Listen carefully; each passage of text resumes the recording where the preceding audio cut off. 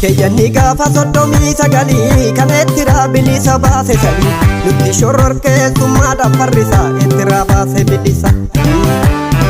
Wakati boonye kan namaa dadhabne ati nurraa hiiki kiyyoon qabamne sanirraa saneen ittuu sanan kanne shakkamaa taane rakkanne. Nutti deddeebite dubbiin lafarraa hiyyeecha boochifte kunoo nagarra maasaa qonnaa dureessi fudhate bowwe hiyyeessi gubate. Inni sobaan lafa nurraa fudhatu misooma goona jedha yoo kakatu tarsiimoon qonnaa hafeera tarana jedha hawaasni barana. Tokko yakkama tokko shakkama maal barra kana.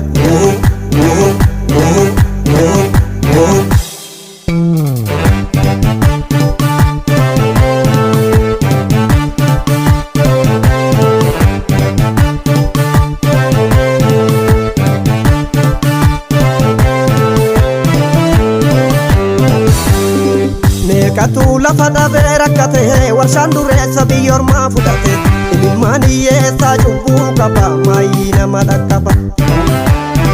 Dureessi yoo lafa sobaan fudhatu meequma keenya kan garaan gubatu gaaffii qabaa hiyyeessi dubbatu sooressi yoo minneffatu. Lafa bittaaf gurgurriyyoon kan hafe dureessi gurrate kinoorra rafe inni kun kiraa manaa bowwa dhabe namni jireenya dadhabe. Dureessi keenya lafa isaan qotatu amma dureessi biyyoormaa fudhatu erga lafa isaatirraa dhabe abdii hiyyummaan eessatti baddi. Achi lakki waan jiru argi dubbadhu haqqi.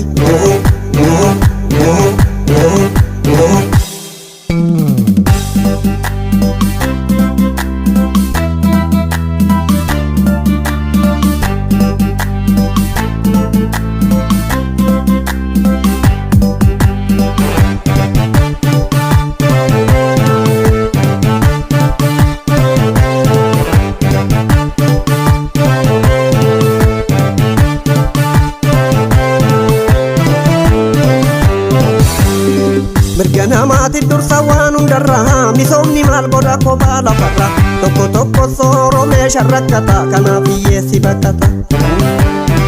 Meeqa dhugaa dubbata yoo kagaraa tokko sobaan bula oduu dalgala inni quuqamee dhugaarratti himame karchallee ciisa qabame.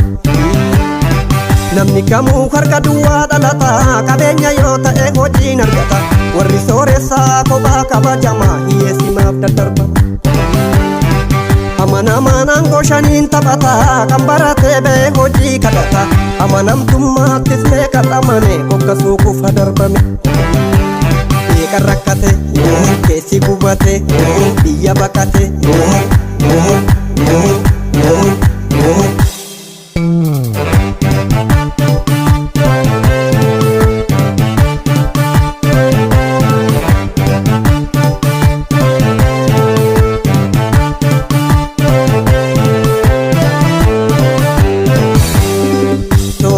Lafa hiyyeessa kennaa hiyyeessa moo bakka sanaa buqqisa erga yoomiti dureechi biyyoormaa rakkataa keenya guddisa.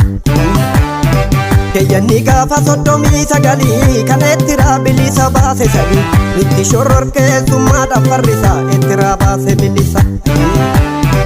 Meequma keenya mirga saafalmataa xiqqaa guddaan marti garaa gubata kana dubbannaan dubbiin nutti cimte gidiraan nurra bubbulte. Sirna haasee keessas rakkoon dabarree lafuma teenyarra sisoo safarree lafa abbaa qabduu nuguusni fudhate ciisa nyaannutti taphate. Qotee bulaaf lafti jedhee dubbate aangoo koruu sirni darbuu malate takka bubbullaan dubbii nutti cimse qonna awraa shilliqimse. Jarris kunoo sanuu amaala garree soddoma guutuuf digdammaan dabarree harkarraa afaan ittuu didde jiru maali sobaa wal gidiru. Lanu baddu, haka dubbaddu, mirga falmaddu.